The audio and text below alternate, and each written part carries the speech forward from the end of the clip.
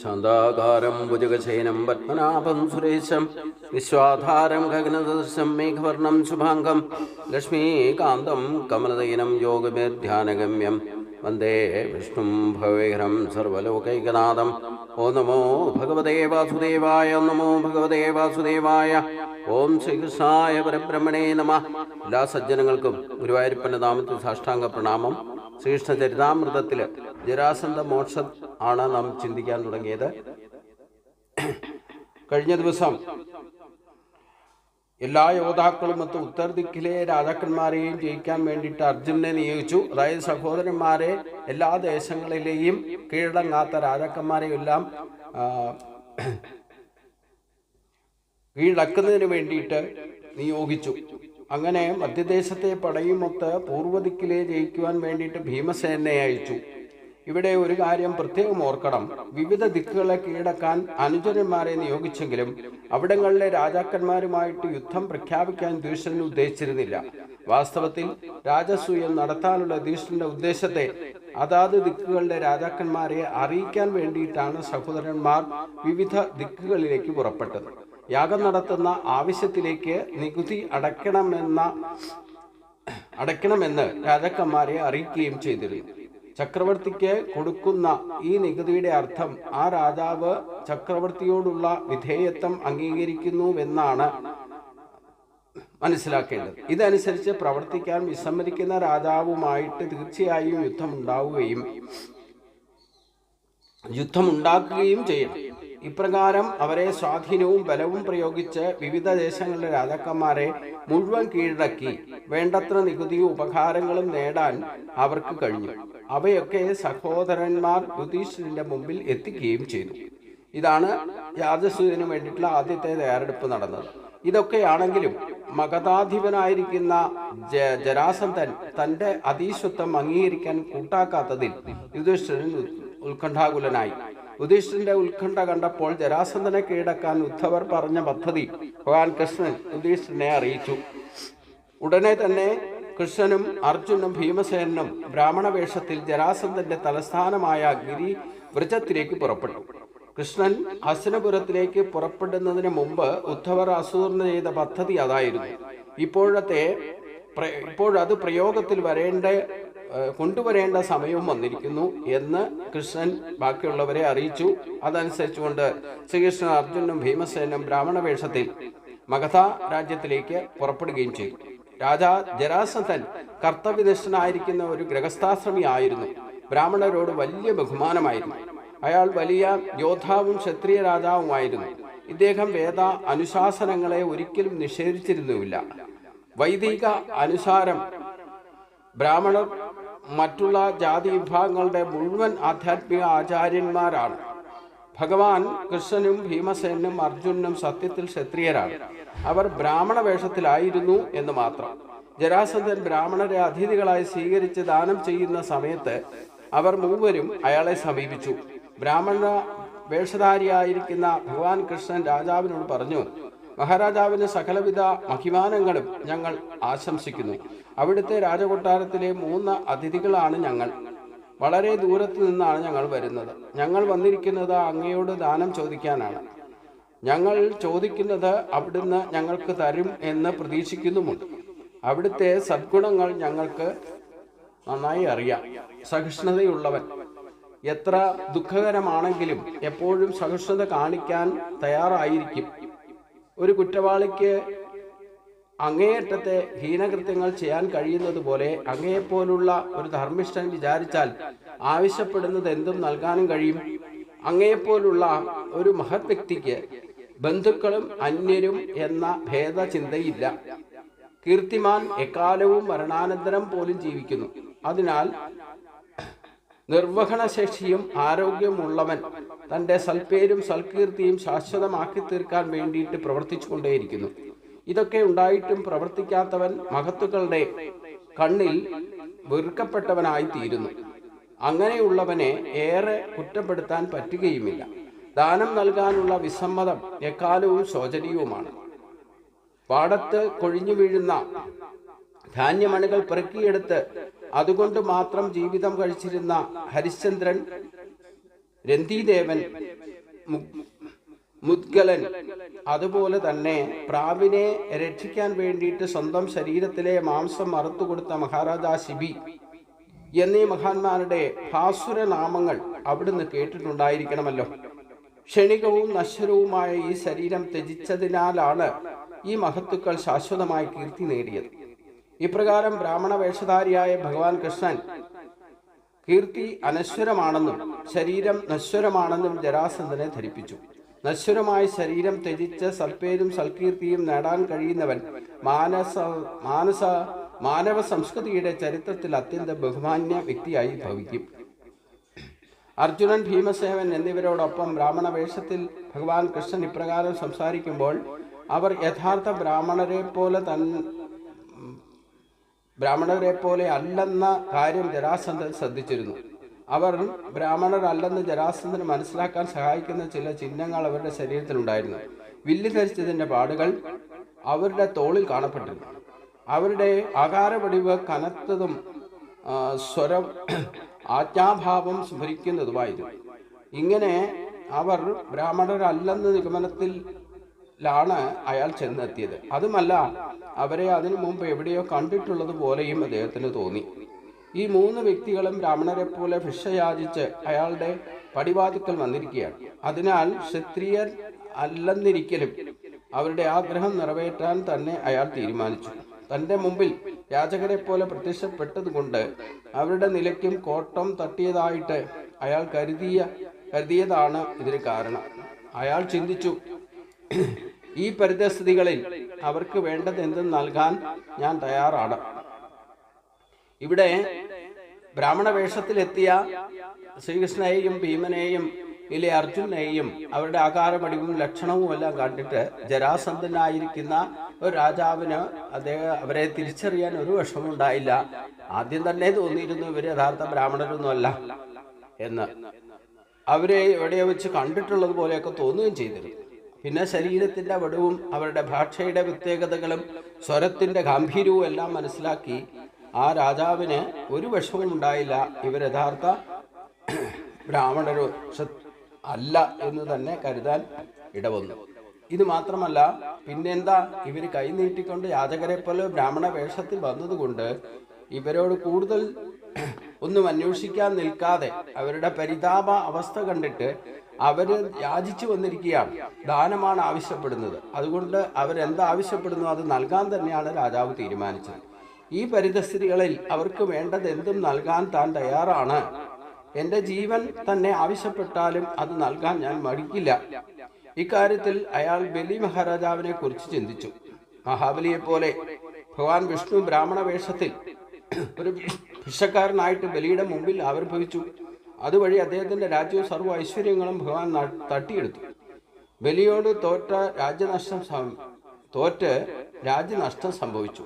ഇന്ദ്രന് ലാഭം ഉണ്ടാക്കാൻ വേണ്ടിയിട്ടാണ് അദ്ദേഹം അങ്ങനെ ചെയ്തത്. ബലി മഹാരാജാവ് വഞ്ചിക്കപ്പെട്ടെങ്കിലും സർവസ്വവും ദാനം ചെയ്യാൻ കഴിവുള്ള മഹാഭക്തൻ എന്ന അദ്ദേഹത്തിന്റെ സൽപ്പേര് 3 ലോകങ്ങളിലും എല്ലാ കാലത്തും കീർത്തിക്കപ്പെടുന്നുമുണ്ട്. തൻ്റെ അടുത്തെത്തിയ ബ്രാഹ്മണർ ഭഗവാൻ മഹാവിഷ്ണുവാണെന്നും തൻ്റെ ഐശ്വര്യപൂർണമായ രാജ്യം ഇന്ദ്രന് വേണ്ടി തട്ടിയെടുക്കാനാണ് വന്നിരിക്കുന്നത് എന്ന് ഊഹിക്കാൻ ബലിക്ക് കഴിഞ്ഞിരുന്നു. ഇത് മാത്രമല്ല, തൻ്റെ ഗുരുവായിരിക്കുന്ന ശുക്രാചാര്യർ അത് വെളിപ്പെടുത്തി കൊടുക്കുകയും ചെയ്തു. അതുകൊണ്ട് ഒരു കാരണവശാലും ദാനം കൊടുക്കരുത് എന്ന് നിർദ്ദേശിച്ചിട്ടും ബലി അത് ചെയ്യുക തന്നെ ചെയ്തു. ഇതേക്കുറിച്ച് ബലിയുടെ ആധ്യാത്മിക ആചാര്യനും കുടുംബ പുരോഹിതനുമായ ശുക്രാചാര്യരും വീണ്ടും വീണ്ടും അദ്ദേഹത്തെ മുന്നറിയിപ്പ് നൽകിയതും കൂടിയാണ്. എന്നിട്ടും ബ്രാഹ്മണൻ ആവശ്യപ്പെട്ടതെന്തും ദാനമായി നൽകാൻ അദ്ദേഹം മടി കാണിച്ചില്ല. ഒടുവിൽ സർവസ്വവും ബ്രാഹ്മണന് വേണ്ടി ഉപേക്ഷിക്കുകയും ചെയ്തു. ജരാസന്ധൻ ചിന്തിച്ചു, ഈ നശ്വരമായ ശരീരം ത്യജിക്കുന്നതിലൂടെ തനിക്ക് അനശ്വരമായ കീർത്തി നേടാൻ കഴിയുമെങ്കിൽ ആ ലക്ഷ്യത്തിനായിക്കൊണ്ട് ഞാൻ പ്രവർത്തിക്കും. ഇത് എൻ്റെ ദൃഢമായ തീരുമാനമാണ്. ബ്രാഹ്മണന്റെ നന്മയ്ക്ക് വേണ്ടിയിട്ട് ജീവിക്കാത്ത ക്ഷത്രിയന്റെ ജീവിതം തീർച്ചയായിട്ടും ശപിക്കപ്പെട്ടതാണ്. അപ്പോൾ യഥാർത്ഥത്തിൽ അസുരനായാലും സുരനായിരുന്നാലും ഈ പരിഹാരമില്ലാത്ത വിഷയത്തെക്കുറിച്ച് ആലോചിച്ച് അഹങ്കരിച്ച് നടന്നിട്ട് ഒരു കാര്യവുമില്ല എന്ന സത്യത്തെ ആരായിരുന്നാലും മനസ്സിലാക്കണം. അത് നിരീശ്വരവാദിയായിരുന്നാലും യുക്തിവാദിയോ ഭക്തിവാദിയായിരുന്നാലും ഈ ശരീരം നമുക്ക് കിട്ടിയിട്ടുണ്ടെങ്കിൽ ഇന്നല്ലേ നാളെ അത് വീണു പോകും, അത് നശിക്കുന്നതാണ്. ശരീരം നശിക്കുന്നതാണ്. ഈ സത്യം എല്ലാവരും പൂഞ്ചതീജത്വങ്ങളില്ലാതെ മുകളിലിരിക്കുന്നവരും താഴെ ഇരുന്നവരും കുബേരനായാലും കുചേലനായാലും സ്ത്രീയോ പുരുഷനോ ഏത് ജാതി മതത്തിൽ ബാഠ്യനായാലും കുലീനനായാലും എല്ലാവർക്കും ഒരുപോലെ വന്ന് ഭവിക്കുന്ന പരിഹാരമില്ലാത്ത ഒരു സംഗതിയാണ് ശരീരം വീണു പോകുക എന്ന് പറയുന്നത്. ഈ പറയുന്ന എന്തൊക്കെ സുഖഭോഗങ്ങൾ അനുഭവിച്ചാലും അഹങ്കരിച്ച് നടന്നാലും ഇന്നലെ നാളെ ഈ ശരീരം എല്ലാവർക്കും നഷ്ടപ്പെടുന്നതാണ്. ഇതിന് ഒരു വിധത്തിലും എത്ര അധികാരമോ എത്രവിധ കഴിവുകളോ ഉണ്ടായിരുന്നാലും കാര്യമില്ല, അതിനെ ഒരു പരിഹാരവുമില്ല സംരക്ഷിക്കാൻ. അത് വീണു പോവുക തന്നെ ചെയ്യും. അപ്പോൾ ഇവിടെ ജരാസന്ധൻ ചിന്തിക്കുന്ന പോലെ എല്ലാ മനുഷ്യരും ഒന്ന് ചിന്തിക്കുന്നതെന്ന അവസാന കാലത്തെങ്കിലും ഇതുവരെ തൻ്റെ ഇഷ്ടത്തിനും തൻ്റെ കാര്യങ്ങൾ സാധിക്കുന്നതിന് വേണ്ടിയിട്ട് തന്നെ ഇച്ഛിക്കുന്ന പുരുഷാർത്ഥങ്ങൾ നേടാൻ വേണ്ടിയിട്ട് ജീവിതം വ്യർത്ഥമാക്കി കളഞ്ഞെങ്കിൽ ഇനിയെങ്കിലും 10 പേർക്ക് അല്ലെങ്കിൽ ആർക്കെങ്കിലും നല്ല കാര്യങ്ങൾ ചെയ്തുകൊണ്ട് ദാനാദി കർമ്മങ്ങൾ ചെയ്തുകൊണ്ട് അത് ഒരു പക്ഷേ നമുക്ക് ഇതുവരെ ഉണ്ടാക്കി എടുക്കാൻ സാധിക്കാത്ത ഒരു കീർത്തിക്കും പ്രശസ്തിക്കും മരണാനന്തരം വരെ ചിരഞ്ജീവിത്വം നൽകുന്ന ഒരവസ്ഥയിലേക്ക് ഉയർത്താനും കീർത്തിക്കും പ്രശസ്തിക്കും ഇട നൽകും. മഹാബലി ഇത്രയധികം ആസുരീയ വൃത്തിയോടുകൂടി ജീവിച്ചിരുന്ന ആളായിരുന്നെങ്കിലും ഇന്ദ്രപദവി വരെ കൈയടക്കി. എന്നാലും അവസാന കാലത്ത് തൻ്റെ പുരോഹിതൻ പോലും പറയണ കേൾക്കാതെ ഭഗവാന്റെ മുമ്പിൽ സകലതും സമർപ്പിക്കപ്പെട്ടു. അതിൽ നിന്ന് ഒരു ശ്രേഷ്ഠമായ ജന്മത്തിലേക്ക് അതിന് പോകാനുള്ള അവസരവും നൽകുന്നത്. അപ്പം അതുകൊണ്ടാണ് ഇത്തരത്തിലുള്ള കഥകളിൽ നിന്ന് ഭഗവാൻ ഗീതയിൽ പറഞ്ഞ കാര്യം ഓർത്തിരിക്കണം. എത്ര തന്നെ ജീവിതകാലം മുഴുവൻ ദുരാചാരി ആയിരുന്നാലും അവസാന കാലത്തെങ്കിലും എന്നെ അനന്യമായിട്ട് ഏതെങ്കിലും ഭാഗത്തിൽ ശരണം പ്രാപിക്കാൻ ഇടവന്നാൽ അവരെ ഞാൻ ധർമാത്മാവായിട്ട് കരുതി അവനെ ഉയർത്തിക്കൊണ്ടുവരും എന്ന് പറഞ്ഞിട്ടുണ്ട്. അപ്പം അതുപോലെ ജരാസന്ധൻ 17 പ്രാവശ്യം ഭഗവാനെ സൈന്യത്തെയും മധുരയെ ആക്രമിച്ച ആളാണ്. ശ്രീകൃഷ്ണനെ കൊല്ലാൻ വേണ്ടിയിട്ട് പലവട്ടം ശ്രമിച്ചിട്ടുള്ളതാണ്. 18ാമത്തെ പ്രാവശ്യം ഭഗവാൻ അവനിൽ നിന്ന് ഒളിച്ചോടുക ചെയ്തു. അപ്പം എന്നെ പേടിച്ചിട്ടാണ് ഒളിച്ചോടിയത് എന്ന് വരെ അഹങ്കാരിയായിട്ട് പിന്നീട് എല്ലാവരോടും പറഞ്ഞു നടക്കുകയും ആ ഭാവത്തിലാണ് ജീവിച്ചു വന്നത്. അപ്പോൾ ഇവിടെ എന്തായാലും ജരാസന്ധൻ സത്യത്തെ മനസ്സിലാക്കിക്കൊണ്ട് ജരാസന്ധൻ ഇപ്രകാരം ചിന്തിച്ചു: ഈ നശ്വരമായ ശരീരം ത്യജിക്കുന്നതിലൂടെ തനിക്ക് അനശ്വരമായ കീർത്തി നേടാൻ കഴിയുമെങ്കിൽ ആ ലക്ഷ്യത്തിനായിക്കൊണ്ട് ഞാൻ പ്രവർത്തിക്കും. ഇത് എൻ്റെ ദൃഢമായ തീരുമാനമാണ്. ബ്രാഹ്മണന്റെ നന്മയ്ക്ക് വേണ്ടിയിട്ട് ജീവിക്കാത്ത ക്ഷത്രിയന്റെ ജീവിതം തീർച്ചയായിട്ടും ശപിക്കപ്പെട്ടതാണ്. അപ്പോൾ ചില ആധ്യാത്മികമായ അറിവോടുകൂടിയാണ് ജരാസന്ധൻ ഇവിടെ ചിന്തിക്കുന്നത് എന്നർത്ഥം. അതുകൊണ്ട് യഥാർത്ഥത്തിൽ ബ്രാഹ്മണർക്ക് ദാനം ചെയ്യുന്ന കാര്യത്തിൽ രാജാ ജരാസന്ധൻ അത്യന്തം ഉദാരമതിയായിരുന്നു. അതിനാൽ അയാൾ ഭഗവാൻ കൃഷ്ണനെയും അർജുനെയും ഭീമനെയും ഇപ്രകാരം അറിയിച്ചു: പ്രിയപ്പെട്ട ബ്രാഹ്മണരെ, നിങ്ങൾക്ക് ഇഷ്ടമുള്ളത് എന്തും എന്നോട് ചോദിക്കാം. നിങ്ങൾ ആഗ്രഹിക്കുന്ന പക്ഷം എൻ്റെ ശിരസ് പോലും നിങ്ങൾക്ക് കൊടുക്കാം. ഞാൻ അതിനെ തരാൻ സന്നദ്ധനുമാണ്. തുടർന്ന് കൃഷ്ണൻ ജരാസന്ധനോട് പറഞ്ഞു: പ്രിയപ്പെട്ട രാജൻ, യഥാർത്ഥത്തിൽ ഞങ്ങൾ ബ്രാഹ്മണരല്ലെന്നും ധാന്യങ്ങളോ മറ്റ് ഭക്ഷ്യവസ്തുക്കളോ ചോദിക്കാനല്ല ഞങ്ങൾ വന്നിരിക്കുന്നതെന്നും ദയവായി മനസ്സിലാക്കുക. ഞങ്ങൾ ക്ഷത്രിയരാണ്. അങ്ങയോട് ഒരു ദ്വന്ദ്വയുദ്ധം യാചിക്കാനാണ് വന്നിരിക്കുന്നത്. ഈ നിർദ്ദേശത്തോട് അങ്ങ് യോജിക്കുമെന്ന് ഞങ്ങൾ പ്രതീക്ഷിക്കുന്നു. രാജാ പാണ്ഡുവിൻ്റെ 2ാമത്തെ പുത്രനായ ഭീമസേനും 3ാമത്തെ പുത്രനായ അർജുനുമാണ് ഇവരിരുവരും. പിന്നെ നമ്മുടെ കാര്യം, ഞാൻ നിങ്ങളുടെ പഴയ ശത്രുവായ കൃഷ്ണനാണ്. പാണ്ഡവരുടെ ഒരു ജ്ഞാതി എന്ന് പറഞ്ഞാൽ എന്താ? അവരെ സഹായിക്കാൻ വേണ്ടിയിട്ട് കൂടെ നിൽക്കുന്ന ഒരാള്, സുഹൃത്ത്, ബന്ധു എന്നൊക്കെ വേണേ പറയാം. ഇവിടെ കൃഷ്ണൻ അവസാനം സത്യം പറയാണ് ജരാസന്ധനോട്: പ്രിയപ്പെട്ട രാജൻ, യഥാർത്ഥത്തിൽ ഞങ്ങൾ ബ്രാഹ്മണരല്ല. ധാന്യങ്ങളോ മറ്റു ഭക്ഷ്യവസ്തുക്കളോ ദാനം ചോദിക്കാനല്ല ഞങ്ങൾ വന്നത്. ഞങ്ങൾ യഥാർത്ഥത്തിൽ ക്ഷത്രിയരാണ്. അങ്ങയോട് ദ്വന്ദ്വയുദ്ധം യാചിക്കാനാണ് വന്നിരിക്കുന്നത്. ഈ നിർദ്ദേശത്തോട് അങ്ങ് യോജിക്കുമെന്ന് ഞങ്ങൾ പ്രതീക്ഷിക്കുന്നു. രാജാ പാണ്ഡുവിൻ്റെ 2ാമത്തെ പുത്രനാണ് എൻ്റെ കൂടെയുള്ള ഭീമസേനൻ.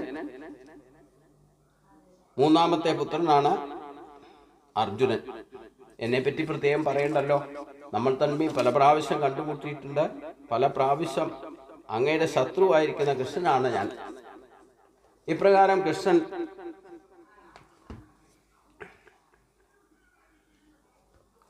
അവരുടെ മറ നീക്കി യാഥാർത്ഥ്യം വെളിപ്പെടുത്തിയപ്പോൾ രാജാ ജരാസന്ധൻ അത്യുച്ചത്തിൽ പൊട്ടിച്ചിരിക്കാൻ തുടങ്ങി. തുടർന്ന് കടുത്ത രോഷത്തോടെ കനത്ത ശബ്ദത്തിൽ പറഞ്ഞു: വിഡ്ഢികളെ, നിങ്ങൾക്ക് എന്നോട് യുദ്ധം ചെയ്യണമെങ്കിൽ ഈ നിമിഷം തന്നെ ഞാനത് അനുവദിച്ചിരിക്കുന്നു. പക്ഷേ കൃഷ്ണ, നീ ഒരു ഭീരുവാണെന്ന് എനിക്കറിയാം. ഞാൻ നിന്നോട് യുദ്ധം ചെയ്യാൻ വിസമ്മതിക്കുന്നു. കാരണം യുദ്ധത്തിൽ എന്നെ നേരിടുവാൻ നീ ആകെ ചിന്താകുഴപ്പത്തിലാകുന്നു. എന്നെ പേടിച്ച് നീ നിന്റെ സ്വന്തം നഗരമായ മധുര തന്നെ വിട്ടുപോയതല്ലേ. ഇപ്പോൾ സമുദ്രത്തിൽ അഭയം തേടിയിരിക്കുകയുമാണ്. അതിനാൽ നിന്നോട് യുദ്ധം ചെയ്യാൻ ഞാൻ വിസമ്മതിക്കുന്നു. അർജുന് എന്നേക്കാൾ പ്രായം കുറവാണ്. അതിനാൽ എനിക്ക് തുല്യനായ യോദ്ധാവുമല്ല. ഒരു തരത്തിലും എനിക്ക് സമാനമായ യോദ്ധാവ് അല്ലാത്തതിനാൽ അയാളുമായിട്ടും യുദ്ധം ചെയ്യാനും എനിക്ക് സമ്മതമില്ല. എന്നാൽ ഭീമസേനൻ എന്നോട് യുദ്ധം ചെയ്യാൻ പറ്റിയ ഒരു എതിരാളിയാണെന്ന് ഞാൻ കരുതുന്നു. ഇത്രയും പറഞ്ഞ് അടുത്ത നിമിഷത്തിൽ തന്നെ അത്യന്തം ഭാരമുള്ള ഒരു ഗദ ജരാസന്ധൻ ഭീമന് നൽകി. ഒരെണ്ണം അയാളും കയ്യിലെടുത്തു. ഉടൻ തന്നെ അവർ യുദ്ധത്തിനായിക്കൊണ്ട് പ്രകാരത്തിന് പുറത്തേക്ക് പോവുകയും ചെയ്തു. ഭീമസേനും ജരാസന്ധനും തമ്മിൽ യുദ്ധം തുടങ്ങി. അശ്വനീപാദം പോലുള്ള ശക്തിയുള്ള ഗദ കൊണ്ട് സമരാസക്തരായ അവർ പരസ്പരം കഠിനമായിട്ട് പ്രഹരം തുടങ്ങി. ഇരുവരും ഗഥായുദ്ധത്തിൽ പ്രവീണനായിരുന്നു. അവരുടെ ഏറ്റുമുട്ടൽ നാടകവേദിയിൽ രണ്ട് നാട്യ കലാകാരന്മാർ നൃത്തം നടത്തുകയാണോ എന്ന് തോന്നിപ്പിക്കുന്ന വിധം അതിമനോഹരമായിരുന്നു. ഇവിടെ ജരാസന്ധൻ ഇവരെ പറ്റി ശരിക്ക് കൃഷ്ണൻ സത്യം പറഞ്ഞപ്പോൾ പൊട്ടിച്ചിരിക്കുകയുണ്ടായി. കാരണം അദ്ദേഹത്തിന് ഇത് മുമ്പ് തന്നെ ഇവർ ബ്രാഹ്മണരല്ല എന്ന് മനസ്സിലായിരുന്നു. ഇത് മാത്രമല്ല, 3 പേരിൽ ആരോടെങ്കിലും യുദ്ധം ചെയ്യണം എന്നാണ് ഇവരെ യാചിച്ചത്. അപ്പൊ അതുകൊണ്ട് വ്യക്തമായിട്ട് പറഞ്ഞു, വിഡ്ഢികളെ, നിങ്ങൾക്ക് എന്നോട് യുദ്ധം ചെയ്യണമെങ്കിൽ ഈ നിമിഷം തന്നെ ഞാനത് അനുവദിച്ചിരുന്നു. പക്ഷേ കൃഷ്ണ, നീ ഒരു ഭീരുവാണ്. ഒരിക്കൽ എന്നെ പേടിച്ച് നീ ഇവിടെ നിന്ന് രാജ്യം വരെ ഉപേക്ഷിച്ചു പോയവനാ. അതുകൊണ്ട് ഒരു കാരണവശാലും നിന്നോട് ഞാൻ ഒരു യുദ്ധത്തിന് തയ്യാറല്ല. പിന്നെ എന്നെക്കാളും പ്രായം കുറഞ്ഞവനാണ് അർജുനൻ. അതുകൊണ്ട് അർജുനനോട് ഞാൻ യുദ്ധം ചെയ്യാൻ തയ്യാറല്ല. ഭീമസേനൻ എന്നോട് തുല്യനാണ്. അതുകൊണ്ട് ഭീമസേനോട് ഞാൻ യുദ്ധം ചെയ്യാം എന്ന് സമ്മതിക്കുന്നു. അതിൻ്റെ അടുത്ത ഭാഗം നമുക്ക് അടുത്ത ദിവസം ചിന്തിക്കാം. എല്ലാവർക്കും നമസ്കാരം.